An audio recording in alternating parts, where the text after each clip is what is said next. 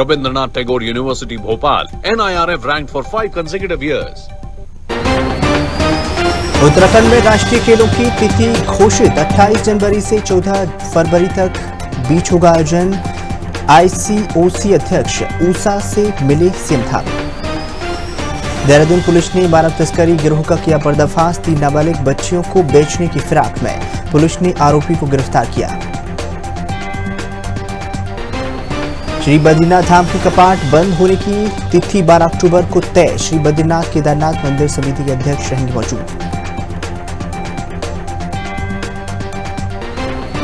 हरियाणा में बीजेपी की जीत पर लालकुआ में जश्न। स्टार प्रचारक मोहित गोस्वामी ने जनता को दिया धन्यवाद।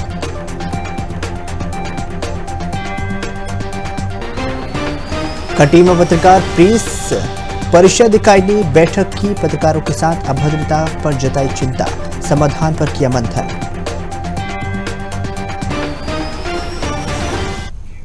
नमस्कार, आप देख रहे हैं खबर भारत 360। मैं हूं आपके साथ यश विश्वकर्मा। बुलेटिन का आगाज करेंगे मुख्य खबरों के साथ। उत्तराखंड में राष्ट्रीय खेलों का आयोजन 28 जनवरी से 14 फरवरी के बीच होगा। इसके साथ ही इंडियन ओलंपिक एसोसिएशन ने राष्ट्रीय खेलों की तिथि घोषित कर दी है। उनका पूरा कार्यक्रम 25 अक्टूबर को प्रस्तावित IOC की आम सभा में जारी किया जाएगा, जिसके चलते ही सीएम धामी ने नई दिल्ली में IOC की अध्यक्ष PT उषा से भेंट मुलाकात की है। इसके बाद प्रदेश में राष्ट्रीय खेलों की तिथि सार्वजनिक की गई है।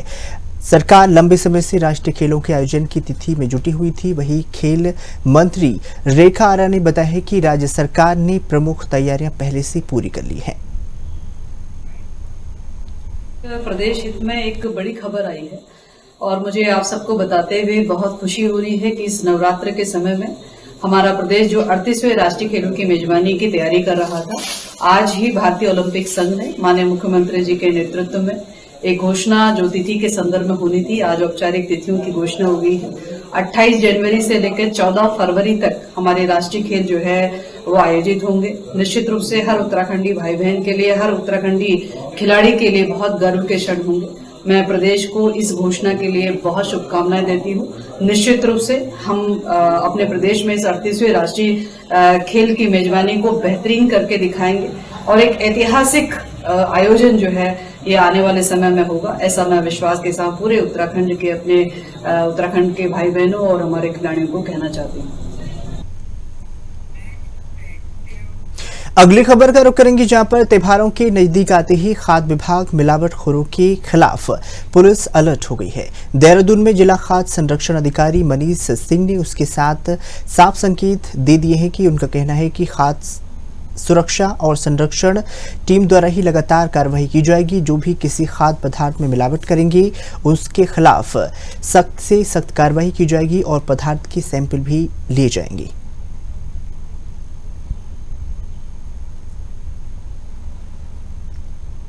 में यह है कि क्योंकि डिमांड ज़्यादा होती है और मांग आपूर्ति कम मिल पाती है, तो मिलावट की संभावना ज़्यादा होती है। इसलिए हम लोग जो है, हमारा प्रयास है कि अधिक से अधिक दुकानों में जो है चेकिंग किया जाए और आपके माध्यम से हम पब्लिक को भी ये संदेश देते हैं कि वो ऐसे जगह से मिठाई खरीदेंगे जो आपको देखने में भी सही लगे, जिनमें ज़्यादा रंग ना हो, चटकीला ना हो, और जिनको जो यदि फिजिकली टेस्ट करते हैं तो उसमें जो उनकी कंडीशन भी सही हो। और जो भी ऐसे यदि कोई मिलावटी चीज़ बेच रहा है तो हमको सूचित करें, हम लोग कार्रवाई करेंगे।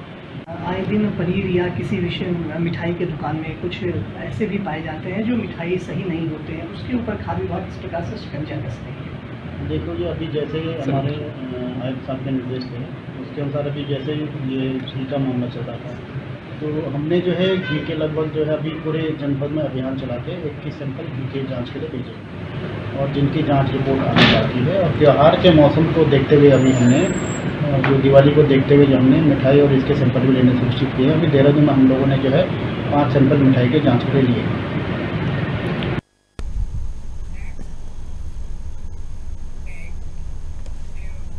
देहरादून पुलिस ने मानव तस्करी गिरोह का पर्दाफाश कर दिया है। गिरोह के सदस्य 3 नाबालिग बच्चियों को पैसे और नौकरी का लालच देकर ही बेचने के लिए दिल्ली से देहरादून लाए थे।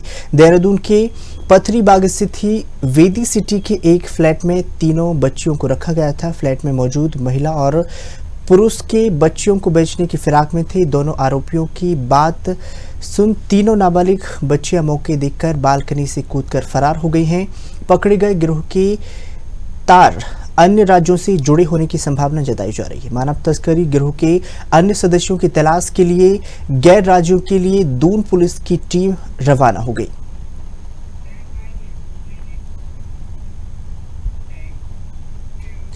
श्री बद्रीनाथ धाम के कपाट बंद होने की तिथि शनिवार 12 अक्टूबर को तय की जाएगी।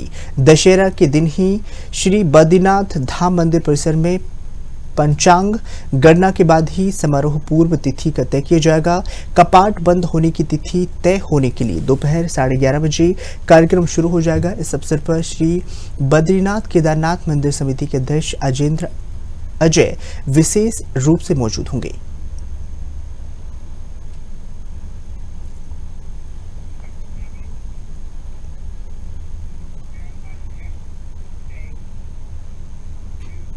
हरियाणा में बीजेपी की जीत पर लालकुआ में जश्न का माहौल है और युवा नेता मोहित गोस्वामी ने इसे भारतीय जनता पार्टी की ऐतिहासिक जीत बताया है और उन्होंने कहा है कि हरियाणा की जनता का हम बहुत आभारी हैं। उसने प्रधानमंत्री मोदी की जीत पर विश्वास दिखाया है, जिसकी वजह से हरियाणा में कुशासन, अन्याय, अत्याचार और आतंक, भ्रष्टाचार के कांग्रेसी मंसूबे धराशायी हो गए हैं।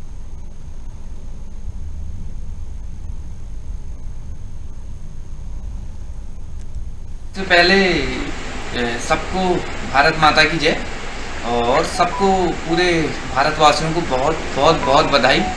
हरियाणा में लगातार तीसरी बार जो बीजेपी की हैट्रिक हुई है और इसके लिए मैं शीर्ष लेवल की जो बीजेपी की सक्रिय टीम मोदी जी की है उनको बधाई देता हूं और अमित शाह जी, योगी आदित्यनाथ जी, जेपी नड्डा जी और जो भी इनके टीम के मेंबर्स हैं उन सबको हार्दिक हार्दिक बधाई।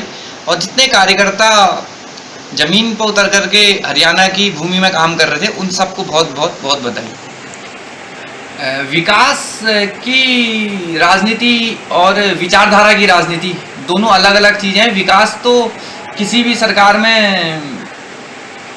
किसी सरकार में कम, किसी सरकार में ज़्यादा विकास होता है, लेकिन जो विचारधारा की राजनीति है कि नेशन फर्स्ट, बीजेपी हमेशा नेशन फर्स्ट के साथ ही चलती है और विचारधारा की लड़ाई हरियाणा में बीजेपी जीती है।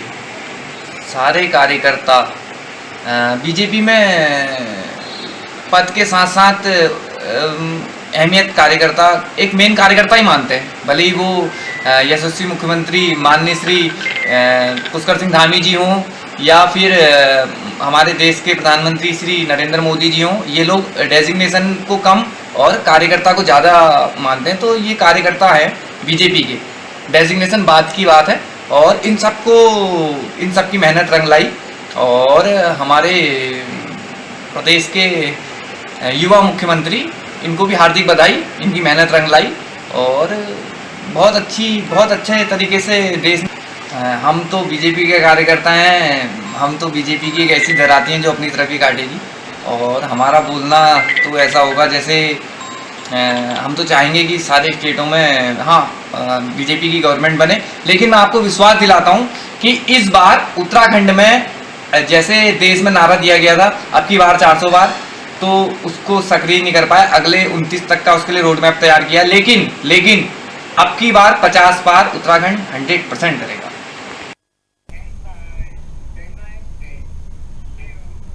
खटीमा पत्रकार प्रेस परिषद इकाई ने बैठक का आयोजन किया है, जिसमें प्रेस परिषद के सलाहकार एडवोकेट संदीप भटनागर और प्रेस क्लब के अध्यक्ष हरिनारायण मौजूद रहे। बैठक में पिछले कुछ महीनों से पुलिस प्रशासन के लगातार पत्रकार पर हो रहे अभद्र व्यवहार के बीच चिंता व्यक्त की है। सभी पत्रकारों को संगठित रहने के लिए कहा है। इस अवसर पर सभी पत्रकारों और प्रेस परिषद के सलाहकार संदीप भटनागर को सम्मानित किया। खटीमा पीडब्ल्यूडी गेस्ट हाउस में पत्रकार परिषद की मीटिंग हुई है। सबसे पहले पत्रकार परिषद को मैं धन्यवाद देना चाह रहा हूँ कि लगभग 2.5 साल हो चुके हैं हमारी पत्रकार परिषद जो लगातार विस्तार होता जा रहा है। वहीं मैं हमारे कुमाऊं प्रभारी अशोक लाठी जी का धन्यवाद कर रहा हूँ, जिनके नेतृत्व में आज हमारे पूरे उधम सिंह नगर और नैनीताल डिस्ट्रिक्ट या अन्य जनपदों में टीम का डेवलपमेंट हो रहा है। उसके साथ साथ आज जो पीडब्ल्यूडी गेस्ट हाउस में हमारा निर्णय लिया गया है कि जो पत्रकार लोग लगातार पुलिस प्रशासन के द्वारा प्रताड़ित किए जा रहे हैं, उनको हमने एक यहाँ से संदेश देने की कोशिश की।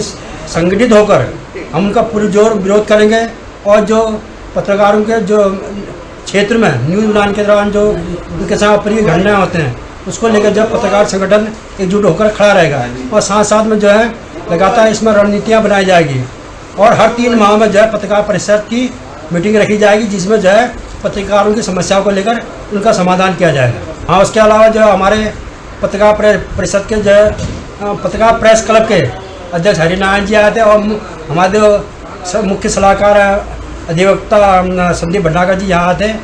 जो हमारे द्वारा जो है सब पत्रकार परिषद के द्वारा सभी जो सम्मानित पत्रकारों को जो है गिफ्ट से उनको जो सम्मानित किया गया और साथ ही जो अधिवक्ता है संदीप भंडाकर जी और पत्रकार प्रेस क्लब के जो अध्यक्ष हैं हरिनारायण जी को भी जो सम्मानित किया गया।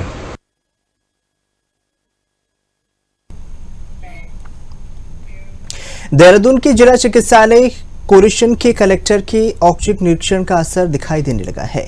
मुख्य चिकित्सा अधीक्षक BS चौहान ने बताया कि जिलाधिकारी द्वारा ही सफाई सुविधाओं को लेकर ही निर्देशित किया था, जिसको पूरा करने के लिए आगे उन्होंने कहा है कि उत्तराखंड से 2 अस्पतालों का कायाकल्प की दृष्टि से पुरस्कृत करने की बात कही है, तो वही जिसमें हमारे अस्पताल का भी नाम शामिल है। डेंगू को लेकर ही आवश्यकता पड़ने पर बेड की संख्या बढ़ाने की उन्होंने बात कही। हमारे यहाँ जो अभी तक हैं टोटल करीब 8-9 भर्ती हुए हैं डेंगू के पेशेंट और सब ठीक होकर चले गए हैं। वर्तमान में एक पेशेंट हमारा डेंगू आज भी भर्ती है। इस बार डेंगू की संख्या ज़्यादा नहीं है, बहुत कम आ रहे हैं। इतना तो हर साल होता ही है, एपिडेमिक नहीं है इस बार, जैसे एक बार बहुत ज़्यादा आए थे, ऐसा नहीं है। बाकी ज़्यादातर वायरल फीवर के हैं पेशेंट। कायाकल्प में जो क्या होता है अस्पताल में सैनिटेशन स्वच्छता कैसी है अस्पताल में, हम कैसी सर्विस दे रहे हैं मरीजों को, कैसी दवाइयाँ दे रहे हैं, अस्पताल के अंदर से दवाइयाँ दे रहे हैं और क्या क्या हम साधन अपना रहे हैं जिससे अस्पताल में और अच्छे बेहतरी हो। इसके लिए हमें पुरस्कार मिला। जी हाँ, अभी हाल ही में जो है हमें 2 पुरस्कारों को नामित किया गया है। एक कायाकल्प पुरस्कार है जिसमें हम पूरे स्टेट में प्रथम आएंगे। पिछले वर्ष भी हमारा जो है कायाकल्प में हमारा हॉस्पिटल प्रथम आया था, इस वर्ष भी दोबारा प्रथम आया है कायाकल्प में पूरे स्टेट में। और दूसरा हमारा जो है एनक्वास होता है वो कायाकल्प से ऊपर है, इसके लिए भी हम स्टेट लेवल पे नॉमिनेट किए गए। DM साहब का दौरा हुआ था, उसमें DM साहब ने निर्देश दिया था कि सफाई व्यवस्था और अच्छी की जाए।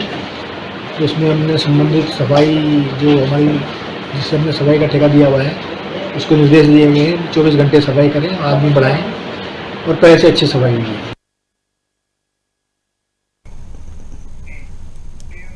चलिए बात कर लेते हैं नैनीताल जिले की, जहां पर बाहरी व्यक्ति द्वारा ही खरीदी गई जमीन की जांच की जा रही है। मुख्यमंत्री पुष्कर सिंह धामी के निर्देशन पर जिलाधिकारी बंदा सिंह ने सभी उप जिलाधिकारियों को 15 दिन में जांच करने के आदेश जारी कर दिए हैं। हल्द्वानी के SDM पारितोष वर्मा ने बताया कि सभी तहसीलों से जानकारी जुटाई जा रही है। यदि खरीद गई जमीन उपयोग निर्धारित उद्देश्यों से भिन्न हो जाती है तो कार्रवाई की जाएगी। क्या प्रोग्राम है? जिलाधिकारी महोदय द्वारा जो बाहरी व्यक्ति द्वारा इस राज्य में भूमि क्रय की गई है, इसमें जांच के आदेश दिए गए और जितने भी व्यक्तियों द्वारा यहाँ पर तहसील के अंतर्गत भूमि क्रय की गई है उनकी जांच के लिए प्रकरण तहसील को भेजे गए और जांच करने के निर्देश दिए गए। यदि किसी व्यक्ति द्वारा जिस प्रयोजन में के लिए अनुमति मिली थी उससे भिन्न प्रयोजन हेतु भूमि उपयोग में लाई जाएगी तो उसका विरुद्ध आख्या जिलाधिकारी महोदय को प्रेषित भी की जाएगी और जो नियमानुसार कार्रवाई ZA के अंतर्गत बनती है वो की जाएगी। देखिए ZA अधिनियम में जो भी व्यवस्था होगी उसके तहत इसमें कार्रवाई की जाएगी यदि वायलेशन पाया जाए। कैबिनेट मंत्री सौरभ बहुगुणा ने सितारगंज के खटीका चौराहे पर ही महाराणा प्रताप जी की प्रतिमा का अनावरण कर दिया है, जिसमें राणा समाज के बड़ी संख्या में लोग शामिल हुए हैं। कार्यक्रम के दौरान ही पूर्व मुख्यमंत्री विजय बहुगुणा भी मौके पर मौजूद रहे, जिसमें उन्होंने कहा कि सितारगंज के अंदर बुजुर्गों के लिए 15 करोड़ की लागत से पार्क बनाने जा रहे हैं। साथ ही छात्रों के लिए 1.5 करोड़ की लागत से मिनी स्टेडियम का राजकीय इंटर कॉलेज में कार्य शुरू होने जा रहा है। वोट का रिश्ता नहीं है, यहाँ पे इस क्षेत्र के विकास के लिए, यहाँ के लोगों को सम्मान बढ़ाने के लिए आपने देखा कि खाली महाराणा प्रताप जी की नहीं, डॉक्टर अम्बेडकर की मूर्ति, सुभाष चंद्र बोस जी की मूर्ति, भव्य मूर्ति लगी है। और भारतीय जनता पार्टी का, मोदी जी का हमारा एक ही मंत्र है कि आप केवल जनता की सेवा करो, क्षेत्र का विकास करो, आगे राजनीति बाद में करो। चीज़ें ठीक नहीं हैं, उनको जल्द से जल्द ठीक किया जाए। और 3 मूर्तियाँ, जैसे अभी पिताजी ने बताया और मंच मैंने बताया कि महाराणा प्रताप जी की भव्य मूर्ति यहाँ पर इसलिए लगाई गई क्योंकि जो पहले मूर्ति थी उनके सही व्यक्तित्व को नहीं दर्शा रही थी और लोग उससे नाराज थे, तो हमने एक भव्य मूर्ति लगाने का काम किया। सुभाष चंद्र बोस जी की एक भव्य मूर्ति शक्ति फार्म चौराहे पे लगाने का काम किया और एक बाबा भीमराव अम्बेडकर जी की मूर्ति भव्य लगी है। कोशिश यही है कि हर समाज को साथ लेके चला जा सके। हमारे जो स्वतंत्र संग्राम सेनानी रहे, जो भारत के रत्न रहे, जिन्होंने भारत की आज़ादी में अपना योगदान दिया, उनके व्यक्तित्व को दर्शाने वाली मूर्तियाँ होनी चाहिए। उसी के साथ हमने महाराणा प्रताप जी की मूर्ति यहाँ पर लगाई है। क्षेत्रवासियों को बधाई देता हूँ। विकास से यहाँ तक आपने बात कही, मैंने यहाँ पर पार्क और पार्किंग की बहुत टाइम से बुजुर्गों की, महिलाओं की, युवाओं की एक चाह थी कि यहाँ पर पार्क पार्किंग हो जिससे बच्चों को खेलने का मौका मिले, बुजुर्गों को वॉक करने का मौका मिले, महिलाओं को वॉक करने का मौका मिले।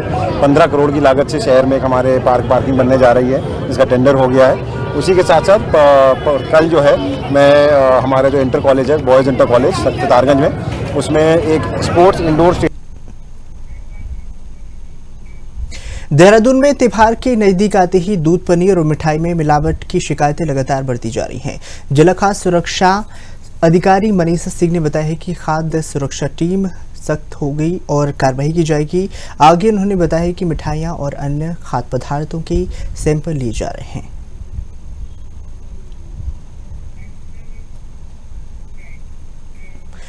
मध्य प्रदेश के बाद ही अब हरियाणा में आए चमत्कारी परिणाम को कार्यकर्ताओं ने एक दूसरे को मिठाई खिलाकर जीत का जश्न मनाया है।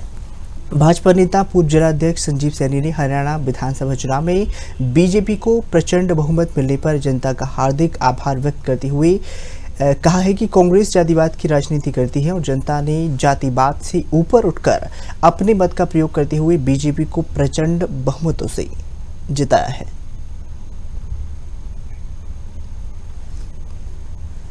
सबसे पहले तो मैं माननीय प्रधानमंत्री नरेंद्र मोदी जी को हार्दिक आभार, हार्दिक अभिनंदन और उनका धन्यवाद करता हूं कि उनके नेतृत्व में हमारा पूरा भारत देश जिस तरह से विकास के नए नए आयाम छू रहा है और पूरे देश में इस समय उत्साह की लहर है। और जो हम आर्थिक स्थिति में आज से 10 साल पहले, 12 साल पहले बहुत पिछड़े हुए थे, आज हम 5वीं अर्थव्यवस्था है। और जैसे हमारे प्रधानमंत्री जी ने कहा है कि हम जो है जल्द ही तीसरी अर्थव्यवस्था बनने वाले हैं, उसी क्रम में ये जम्मू कश्मीर के और हरियाणा के चुनाव हुए हैं। जैसा कि हरियाणा का चुनाव सभी चैनलों द्वारा कहा गया था कि वहाँ कांग्रेस की सरकार बनने वाली है। ये राहुल गांधी जो कांग्रेस के नेता हैं, ये जातिवाद की राजनीति कर रहे हैं, ये जाति पूछते हैं। हमारे भारतीय जनता पार्टी कुछ जाति नहीं पूछती, किसी से भेदभाव नहीं करती, किसी का मनमुटाव नहीं करती, किसी से देशभाव नहीं रखती। हम आर्थिक आधार पे, हम सामाजिक आधार पे हम उन्नति का प्रयास करते हैं और उन्नति का प्रयास किया गया। 10 साल से लगातार हमारी वहाँ सरकार थी और इतने 10 साल से होने के बावजूद आज हम बम्पर बहुत से वहाँ विजयी हुए हैं। ये हमारे संगठन का और वहाँ के मुख्यमंत्री श्री नायब सिंह सैनी जी का और आदरणीय मनोहर खट्टर जी का, अमित शाह जी का और आदरणीय JP नड्डा जी का बहुत बहुत उसमें सहयोग है, साधुवाद है। हम उम्मीद करते हैं कि इसी तरह से आगामी महाराष्ट्र चुनाव में और झारखंड चुनाव में वहां भी हम प्रचंड बहुमत जीतेंगे।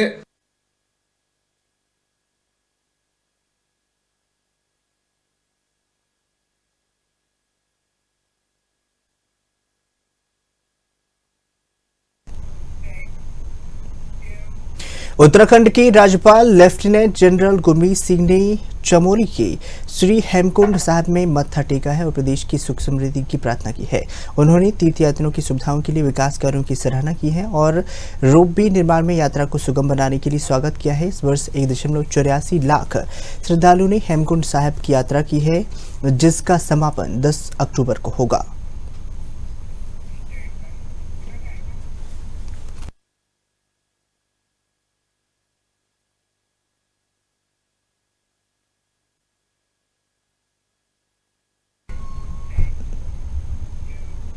हल्द्वानी से खबर है, जहां पर कमलुआ गांजा में ही रामलीला के दौरान वकील उमेश नैनवाल की हत्या के मामले में पुलिस ने उनके भाई दिनेश नैनवाल को गिरफ्तार कर लिया है। एसएसपी के अनुसार ही दोनों भाइयों के बीच लंबे समय से जमीन के विवाद को लेकर यह हत्या हुई थी और रामलीला मंचन के दौरान ही कहासुनी के बाद दिनेश ने उमेश को गोली मार दी, जिससे उनकी मौके पर मौत हो गई। घटना के बाद दिनेश मौके से फरार हो गया। पुलिस ने उसे गिरफ्तार कर कोर्ट में पेश किया।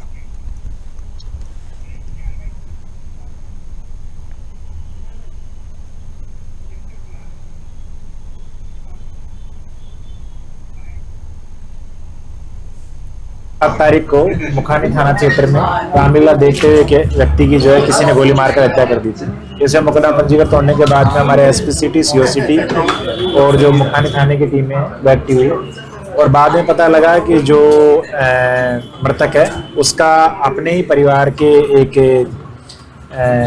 भाई से जमीन को लेकर विवाद चल रहा था और उसी जमीनी विवाद में जो अभियुक्त है उसने गुस्से में आकर उनकी गोली मारकर हत्या की है। अभियुक्त की जब गिरफ्तारी हुई उसके बाद में पूछताछ करने में पता लगा कि इनके चाचा की जमीन थी और उस जमीन को लेकर दोनों परिवारों में आपसी विवाद चल रहा था और उसी गुस्से में इसने जो मृतक है उसकी गोली मारकर हत्या की। कुछ आपराधिक इतिहास जो अभियुक्त है उसका आपराधिक इतिहास है। पहले भी एक बार ये जो है हत्या के मामले में जेल जा चुके हैं और साथ ही अन्य मामले भी हैं जो माननीय न्यायालय में विचाराधीन। इसमें अभियुक्त एक ही था या जो एफआईआर पंजीकृत की गई उसमें 2 अभियुक्तों का बताया गया, लेकिन जो दूसरा अभियुक्त है उसके बारे में साक्ष्य संकलन की कार्रवाई चल रही है कि क्या उसका इस सारे हत्या वाले जो मामले में कोई संलिप्तता है या नहीं।